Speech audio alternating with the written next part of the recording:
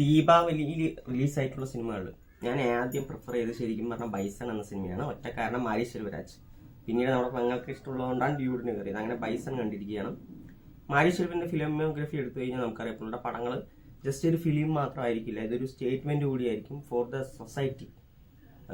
കാലാകാലങ്ങളായിട്ട് നേരിടുന്ന അവിടെ നിങ്ങൾക്ക് സ്ട്രഗിൾ ചെയ്ത് കുറെ ജനങ്ങളുടെ കഥയായിരിക്കും പുള്ളി പ്രസന്റ് ചെയ്തിട്ടുണ്ടാവുക. ഇവിടെ ബൈസൺ എന്ന സിനിമയിൽ ബൈസൺ അല്ലെങ്കിൽ കിട്ടാൻ എന്ന ചെറുപ്പക്കാരനും അവൻ മുന്നിൽ ഓടി വേലി പൊളിക്കാൻ പറ്റാത്ത ഒരു അത്രയും ഉയരങ്ങളിലെത്തുന്ന ഒരു കഥയായിട്ടാണ് വന്നിരിക്കുന്നത്. ഒരു സ്പോർട്സ് ഡ്രാമ എന്നതിലുപരി കുറേ അധികം റെലവൻ്റ് ആയിട്ടുള്ള കാര്യങ്ങൾ കാസ്റ്റ് ആയാലും പൊളിറ്റിക്സ് ആയാലും എല്ലാം പറഞ്ഞു പോകുന്ന ഒരു സിനിമ കൂടിയാണ് ബൈസൺ എന്നുള്ള സിനിമ.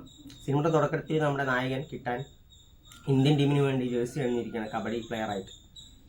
അപ്പോൾ എങ്ങനെ പുള്ളി അവിടെ എത്തി എന്നുള്ള പുള്ളിയുടെ കഥയും പുള്ളിയുടെ നാടിൻ്റെ കഥയും കൂടിയാണ് ബൈസൺ.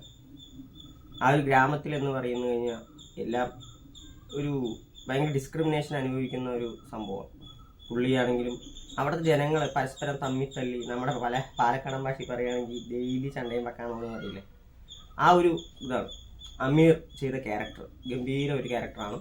പാണ്ഡ്യരാജ് എന്ന് പറയുന്ന പുള്ളിയുടെ ഒരു കൺസെപ്റ്റ് അനുസരിച്ചിട്ട് ഈക്വാലിറ്റി വേണം എന്നുള്ള ഇതിൽ ഫൈറ്റ് ചെയ്യാൻ തീരുമാനിച്ചിറങ്ങുകയാണ്. അന്നേരം ഒരാളെ കൊല ചെയ്യേണ്ട ഒരു സിറ്റുവേഷൻ വരുന്നു.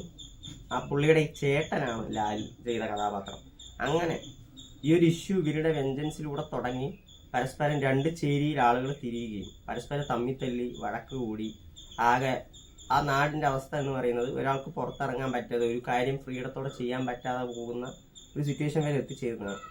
അതിൽ അമീറിന്റെ ക്യാരക്ടർ പറയുന്നുണ്ട് ഒരു പോയിന്റിൽ, നമ്മൾ എന്തിനാ കത്തിയെടുത്തെന്ന് പോലും പല ആൾക്കാരും മറന്നുപോയി. കാരണം എല്ലാവരും ഒന്നാണെന്നുള്ള രീതിയിലാണ് പുള്ളി കത്തിയെടുത്ത് ഈ വയലൻസിലോട്ട് ഇറങ്ങിയത്. പക്ഷെ പിന്നീട് എന്തായെന്ന് ചോദിച്ചു കഴിഞ്ഞാൽ രണ്ട് തട്ടിൽ ആൾക്കാരായി. അവർ നമ്മുടെ ആൾക്കാരല്ല, ഇവർ നമ്മുടെ ആൾക്കാരല്ല എന്ന് തുടങ്ങി അതിന്റെ പേരിലും വഴക്ക് കൂടാൻ തുടങ്ങി എന്നുള്ളതാണ്. പക്ഷെ അതിന്റെ ക്യാരക്ടറൈസേഷൻ നോക്കി കഴിഞ്ഞാൽ അമീറിന്റെ ആയാലും ലാലിന്റെ ആയാലും ക്യാരക്ടറൈസേഷൻ എടുത്ത് പറയേണ്ട ഒരു കാര്യമാണ്. കാരണം ഇവർ പരസ്പരം തമ്മിൽ തല്ലിയതായ വയലന്റ് ആയിട്ടുള്ള ഒരു ആളുകളായിട്ട് പ്രസന്റ് ചെയ്തിട്ടുണ്ടെങ്കിൽ പോലും ഈ നായകന്റെ ജീവിതത്തിൽ വളരെയധികം ഇമ്പോർട്ടൻറ്റ് റോള് ഇവർ കൈകാര്യം ചെയ്തിട്ടുണ്ട്. കാരണം സ്പോർട്സ് എന്നുള്ള രീതിയിൽ ധ്രുവ് വിക്രമിന്റെ ക്യാരക്ടറിനെ വളരെ നല്ല രീതിയിൽ സപ്പോർട്ട് ചെയ്യുന്നുണ്ട്, ലാലിന്റെ ക്യാരക്ടറായാണ്. പക്ഷെ അതേപോലെ തന്നെ ഒരു പേഴ്സണലി ഒരു കാര്യം വരുമ്പോഴും സപ്പോർട്ട് ചെയ്യുന്നത് പുള്ളി തന്നെയാണ്. അപ്പോൾ ആ രണ്ട് ക്യാരക്ടേഴ്സ് നമുക്ക് വെറുപ്പും തോന്നില്ല. പക്ഷെ ആ ധ്രുവിന്റെ ക്യാരക്ടർ ഒരു പോയിന്റിൽ പറയുന്നുണ്ട്, എനിക്ക് ആര് നല്ലത് ആര് ചീത്താന്ന് അറിയാൻ പറ്റുന്നില്ല, ആർക്ക് കൈ കൊടുക്കണം എന്ന് അറിയാൻ പറ്റുന്നില്ല എന്ന്. അപ്പോൾ ഒരേ ഒരു കാര്യം പറയുന്നത്, നിന്റെ ഡ്രീമിനെ ഫോക്കസ് ചെയ്യുക, അല്ലാതെ ഇത് ഈ ഒരു കാര്യത്തിൽ അല്ലാണ്ട് പുറത്തു പോയാൽ മാത്രമേ ഇതൊക്കെ ശരിയാവുള്ളൂ എന്നുള്ള രീതിയിൽ പറയുന്നുണ്ട്. അപ്പോൾ ഇത്രയും ഞെരുക്കത്തോടെ ഇരുന്ന് അവിടെ നിന്ന് സ്ട്രഗിൾ ചെയ്ത് മേലെ പോകുമ്പോൾ അവിടെയും ഇതേ തന്നെ സംഭവിച്ചുകൊണ്ടേയിരിക്കുന്നുണ്ട്. എല്ലാവരും ഡിസ്ക്രിമിനേഷൻ അനുഭവിക്കുന്നുണ്ട്. അതായത് നായിക കൈകാര്യം പിടിച്ച് മേലെ വന്നാണെന്നുള്ളത് അല്ലാതെ പുള്ളിയുടെ ടാലന്റിന് മര്യാദ കൊടുക്കുന്നില്ല.